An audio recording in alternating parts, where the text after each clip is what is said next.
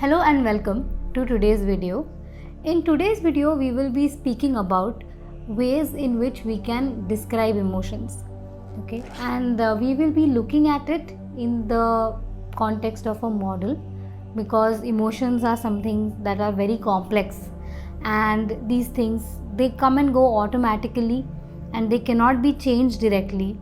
So it makes it even more important for us to be able to understand and describe them so that we can start to gain control over these emotions. Emotions are very sudden and they tend to rise and fall in our life, and they are also self-perpetuating in the sense that once you feel a certain emotion, that emotion in that, like for example, when you're angry, you're going to be ruminating a lot about all the past events when this kind of feeling you felt before, when other people have probably treated you in the same way, and then in this way your anger keeps itself going. And just like anything else, emotions also have a lot of components, a lot of factors to it. So when we look at the model, we see that there are multiple boxes here which are different components of these emotions, and we are going to utilize all of these components to be able to understand this emotion in the complete and holistic way. First, let's look at prompting events or triggers. So these are events and situations which occur right before our emotion is starting. So these are the cues basically which set off an emotional reaction for us.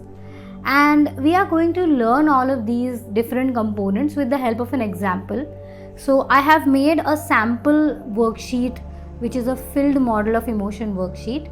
Based on that worksheet, we will try to understand this model. If it helps you, what you could do is at different stages, you could pause the video and think of a situation or an event or when you were emotional and you want to interpret that emotion. So as we go, even you can start filling in your worksheet for those factors. So, okay, coming back to the prompting event. So what set off the emotion? So here, the thing that set off the emotion was that I was already annoyed at this person X, and then they made a comment which was very snarky as per me, and that comment kind of set off my emotion in a situation. So how we see that here there was some internal prompt present and some external factor that was a prompt. At the same time, events can prompt emotions automatically. For example, we may feel like, we may feel fear when we are looking down from a high place, or we will feel very happy and joyous when we're looking at a beautiful sunset. And when these prompting events also kind of change, our emotions also tend to change. So what we see here is that we can change the emotion by sort of changing our prompting events, and we can avoid these events by taking action to change them with the help of problem solving. So there is a big component of attention and awareness to a prompting event. So for example, if you did not pay attention to it, or if that thing did not enter the field of your awareness, you will not have an emotion. So if X made a comment and I was probably occupied with something else in that moment and I did not hear, so that may not set off my emotional reaction at all. Okay, and so the next thing that this leads to is the interpretation of the event. How we tend to interpret this prompting event is the thing that sets off our emotion and not the prompting event in itself. So basically what we are trying to see here is that our interpretations of anything are nothing but our thoughts, our beliefs, or our assumptions about a particular event, which essentially is the way we have appraised that event, or how we have assessed that event to be. So now here, for example, I assumed that the comment was a snide comment, and it was an assumption that was based on the tone of it for me, and it made me think that the person is treating me unfairly, and that was the interpretation that I had in that moment. Now what these interpretations can do is they can contribute to a lot of complex emotions that we tend to hold and we tend to struggle with, and also these interpretations are based on several learnt beliefs that we tend to have. And as we said that when prompting events change, emotions can change. In the same way, when our interpretations of these events change, our emotions can change too. if I would not have interpreted this comment as a snide or a snarky one, maybe it would not have set off an emotion in me which it otherwise did. And now let us also look at the vulnerability factors that we tend to have, what thoughts that led to, and then that emotion came in. So now what we looked at was what happened just before the emotion started and what were the thoughts that led to that emotion. So now we can wind back a little bit and try to look at the vulnerability factors here. So these are basically conditions and events which make an individual very sensitive to a prompting event, and then that individual is more likely to have more emotional interpretations of these events. Okay, so now for example, events from the near past can make us vulnerable. Like for example, something like we've not eaten, we've not slept properly.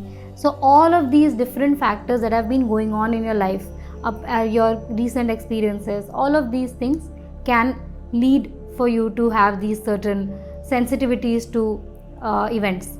So now if we look at the vulnerability factors in this situation, so I had less sleep the previous night. There was a lot of caseload that day in the OPD when I was working. Then I was also hungover from the previous day as I had gone to a party. And at the party, I had also had an argument with the same friend who decided to make that comment to me the next day. Okay, so all of these factors come into my vulnerability factors, which make me more sensitive to that comment, which sort of triggered me and triggered a reaction, an emotional reaction in me. And now again here we can see is that just like any other things, if our vulnerability factors change, our emotions can also change. So for example, if I would have had more sleep, if I would not have been hungover, if I would not have had so much work, along with all of these other things, maybe my stress levels would not be so much, and then maybe I would not be that ticked off, right? So in this way we can also control our vulnerability to a certain emotions or to certain experiences. These factors can help us predict a few things. So if we already know that there are going to be difficult times ahead, then we can ensure that at least other stuff we have tried to control. So this brings us to the next box, which is that of biological changes. So when emotions fire, there are several complex biological changes which occur very quickly and simultaneously. And these tend to involve biochemical, neurochemical changes in the brain and in the limbic system. And these parts are very important for regulating our emotions. And these changes in the brain can have effects on the rest of our body. When we experience emotions, a lot of times these are associated with different feelings, like they are associated with different sensations in our body, and this leads us to us having an entire emotional experience. So if you are working with me on your worksheet, you can take a moment here to maybe do a small body scan as to what is it that you're feeling in your body when you're thinking of this emotion, or what has happened to your posture, to your facial expressions. Are there any changes in your body language because of this emotion that you've just now been processing? So continuing our example, in that situation, my face had become very rigid and I was feeling very hot at my cheek and near my ears. My hands were sort of curled into fists automatically, and I could feel my heart beat really fast. So these were all the body changes and experiences that I was feeling. When you are feeling these action urges, there is also a simultaneous expression of your emotion that is ongoing, and we express our emotions in 3 layers. So one is through our face and body language, one is through what we say, that is with our words, and what we do, that is with our actions. So in this situation, if we see that my facial expression, my posture, my gestures, all of these things, like my rigid expression, the clenched fist, the stance that was leaning forward, all of these things were expressive of my anger. Then there was an expression with words, wherein I used a lot of snarky comments, I used sarcastic remarks to sort of say things in that situation. And the actions that I did, that is, I increased my voice, I sort of clenched my fist, I took a step forward, almost leaning in her direction. So all of these actions were an expression of my anger which I chose. So Now if we look at it, now as I have said for almost everything, that once we change this, we can also change the emotion. So similarly, when we change our expressions, we can also change our emotions. So there is a very cool research which is a facial feedback hypothesis. You guys can check it out.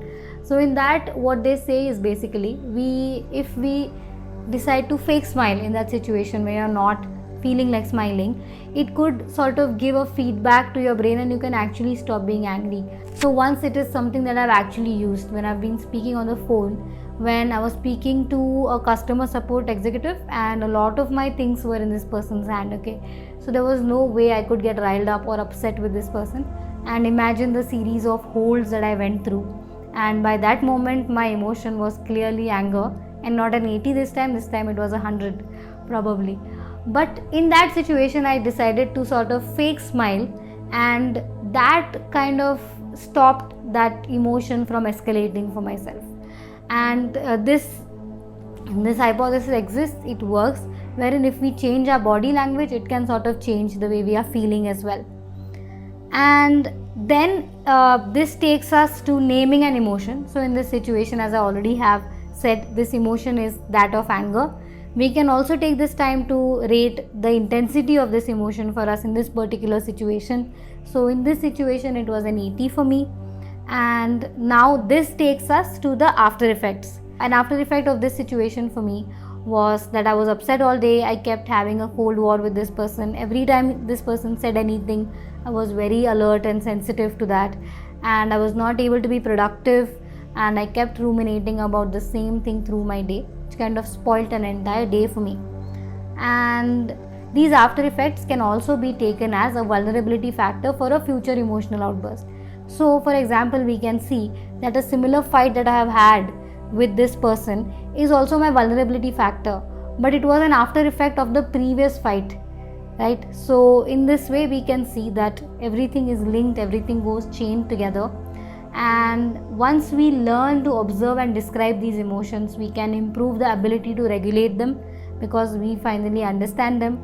We can also learn to be separate from these emotions, and that can help us use these coping strategies, use these different mechanisms in that moment of vulnerability. And we can also sort of learn to be one with our emotions, wherein we accept them as something that's coming from within us, and it is not something that it's not us, it is something that's a part of us. So we need to sort of learn how to control it, learn how to regulate it, and be better or different in that situation. Rather than be better, be more effective in that situation. So as we have seen, emotions have a lot of components to it. Emotions are fairly complex, and that's why it's not easy to just snap out of it. Just because right now I have explained a model to you does not mean that it's going to be very easy for you to regulate. However, this can be your first step towards it. So give it the benefit of that complexity, give it that time, and you can start off, if you haven't already, you can start off by filling this worksheet, sitting down with one incident, think of the emotion that you felt. If you're not able to come up with these different factors, you can take help of another worksheet wherein there are a lot of emotions and different vulnerability factors, different prompting events, different expressions that are given to those emotions, how it typically occurs. So that can also help you get a guideline as to how do you go about doing this for yourself, how do you sort of describe your own emotions. So do go through all of the worksheets, try to describe your own emotions. If you have any doubts, any problems, please feel free to book a reach out call. This one will be a fairly difficult topic, so I urge all of y'all to book a reach out call so that you can understand it better. If you have any questions, any problems, to understand it better. And let's now take this first step in learning how to understand and describe our emotions.